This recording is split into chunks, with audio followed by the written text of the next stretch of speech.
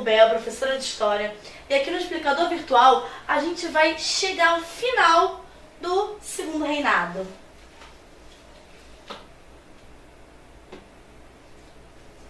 Aqui a gente já passou pelos motivos que fizeram ruir o governo, né? Sempre pensar naqueles 3 probleminhas, as 3 bases de sustentação que foram uma a uma caindo até Dom Pedro II não ter como se sustentar no poder, né? Que foi o quê? Questão abolicionista, questão, né, religiosa e questão militar. O Dom Pedro II ele foi perdendo o apoio que ele tinha, né, aquela força política que fazia ele sustentar no poder. E a partir de então, o seu governo e a forma de governo monárquica foram começando a ser questionados. A república, o ideal republicano, aparece como uma solução para vencer todos aqueles problemas que começavam a aparecer durante o reinado de Dom Pedro II. E aí surge a questão do ideal republicano, né? Porque assim, uma transição de governo da monarquia para a república é também uma mudança no pensamento, é uma mudança na forma como, não só política, mas também social, é a forma como vê o mundo que vai sendo alterada. Vamos ler aqui. Embora o ideal republicano já aparecesse em reivindicações de revoltosos desde a Inconfidência Mineira, foi só a partir de 1870 que o republicanismo estruturou-se de maneira concreta. O que está querendo dizer? A elite, né, a elite intelectual, vamos pensar na Inconfidência Mineira, né, era aquela elite da Vila Rica que tinha estudado fora. Eles já tinham entrado em contato com os ideais republicanos quando foram fazer sua faculdade, foram estudar fora do Brasil. Agora, o republicanismo, né, como um ideal, se não comum a todo mundo, mas pelo menos a grande parte dos brasileiros, demorou muito tempo até de fato acontecer. Por quê? Porque antes era só quem tinha contato com as ideias da Europa. Isso a gente não está falando da população inteira. A gente está falando dessa elite intelectual, né, que tem dinheiro para mandar seus filhos estudarem fora. E aí, a partir de 1870, que começa a se estruturar de uma maneira concreta, com uma coisa que de fato pode vir a acontecer.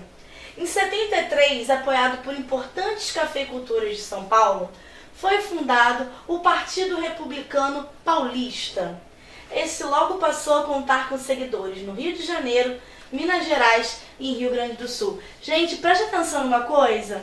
O poder econômico acaba sempre estando atrelado ao poder político. Então você vê, nessa época, qual o grande produto de exportação brasileira? O café. E aonde que estão as grandes plantações de café? No oeste paulista. Então os grandes cafeicultores, aqueles que estão com dinheiro, aqueles que podem fazer a roda da economia rodar, estão em São Paulo. Então é lá que é fundado o Partido Republicano Paulista. É de lá, da onde está concentrada a riqueza, né, do Brasil, que também começam a ter essas novas ideias sobre mudanças políticas, sociais e de pensamento também. A gente chega aqui então numa imagem que está retratando a questão do Dom Pedro II. Né? Quando tiver uma imagem assim, uma charge, um desenho, tenta reparar todos os elementos que estão ali. Que às vezes na hora de você fazer uma prova, a própria resposta está na imagem. Então aqui está representando o quê? A figura de Dom Pedro II. Você vê que está a coroa, né? Representando que sim, é um imperador. Mas retratando ele aqui, ó, sendo empurrado, ele está caindo da cadeira. O império, né, a questão dele enquanto governante, ele está caindo, está acabando. Você vê que retrata ele, ainda está, né, uma pose meio vexatória, né, com as pernas abertas, meio desajeitado. A imagem também dele já envelhecido. É como se o império fosse envelhecido, fosse velho, uma coisa do passado. Uma coisa do passado que deve ser o quê? Derrubada, deve dar lugar ao novo. Você repara, olha só, que em volta é como se fosse uma janela, um lugar onde as pessoas estão observando. Então, assim, são vários grupos políticos que estão querendo ver a queda do imperador, a queda de Dom Pedro II. É isso que essa imagem está revelando. É o ideal republicano, né, como se fosse a república, uma carta da república, que está surgindo no lugar de um governo que já está velho, que já está enfraquecido e que já está tendo seu trono retirado, que já está caindo ao chão. Acabou, passou. Em 15 de novembro de 1889, o Marechal Deodoro da Fonseca, com apoio de republicanos, destituiu o Conselho de Ministros e seu presidente. No final do dia, Deodoro da Fonseca assinou um manifesto proclamando a República no Brasil e instalando um governo provisório. Então, isso aqui está falando sobre o quê? Sobre o fim da monarquia e o início da República. Não foi um processo do dia para a noite. O Marechal Deodoro resolveu, não, agora vamos fazer a República.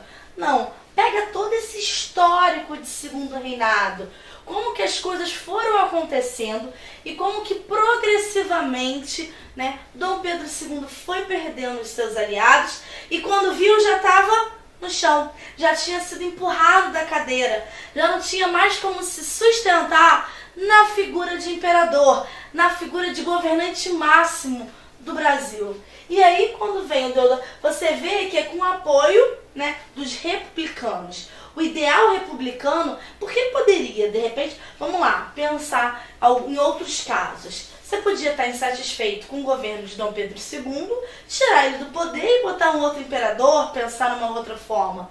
Mas não era só mais a figura do imperador que estava enfraquecida, mas o governo, né, imperial como um todo. Você agora quer república. A república, o ideal republicano venceu. A monarquia acabou, foi derrotada. E aí você assina um manifesto, né, e instala um governo provisório. Você a partir de então, temos no Brasil uma república. Então, no dia 18 de novembro, Dom Pedro II e a família imperial brasileira viajaram para a Europa. Era o começo da República Brasileira, com o Marechal Deodoro da Fonseca assumindo, de forma provisória, o cargo de presidente do Brasil. Então, o que acontece?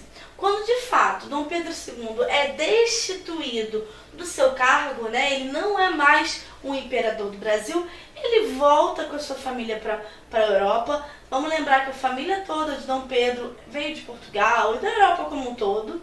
E aí você tem, de fato, um governo republicano instalado em terras brasileiras. A princípio de forma provisória, mas depois vão se desenvolvendo outras formas aí para a gente continuar a república no Brasil. Vamos terminar agora vendo uma charge que ilustra, porque assim, quando a gente pensa no processo brasileiro, você vê sempre falando da elite, da elite, da elite. E o povo? Vamos ver aqui a próxima imagem. Aqui você vê uma mulher, você vê como se fosse esplendorosa, escrito o quê? Com a faixa de república, né? Aí tem um homem assinando, ó, unidade federativa, sistema presidencialista, fim do parlamentarismo, divisão dos poderes executivo, legislativo e judiciário, separação entre o Estado e a Igreja Católica, casamento civil. Aqui eles estão mostrando as principais mudanças que aconteceram nessa transição, né? Fim da monarquia e início da república. E aí você vê que eles aparecem como, né, uma forma grande, esplendorosas, é a república que está chegando. E aí aqui do lado você vê como se fosse, né, meio maltrapilho, meio mal vestido. O que significa isso? Ele pergunta. Que não precisamos mais ir à igreja para casar, né, falando do fim do casamento civil. Outras charges falam de uma outra forma, que não dizer o seguinte: o povo ficou quase que à parte desse processo. Alguns historiadores usam o termo bestializados, como se o povo, na verdade, tivesse assim, não estava entendendo nem o que estava acontecendo. O que é a república? O que é o fim da monarquia e o começo da república? A população como um todo, principalmente os mais pobres, acompanhar esse processo político muito de longe, muito só olhando, observando, sem participar de fato e sem entender de verdade. Por quê? Porque a gente tem um processo político no Brasil marcado pela defesa dos poderes da elite. A elite manda, a elite faz as regras de acordo com o seu próprio interesse. E o povo ainda fica ali meio que só olhando. Depois a gente vê uma participação maior popular, mas o importante aqui, né, se te perguntarem qual foi a participação do povo no movimento da República, de mero espectador, de mero observador, né, sem de fato entender e participar. Então a gente vai ficando por aqui na nossa videoaula, o final do Segundo Reinado. Tchau!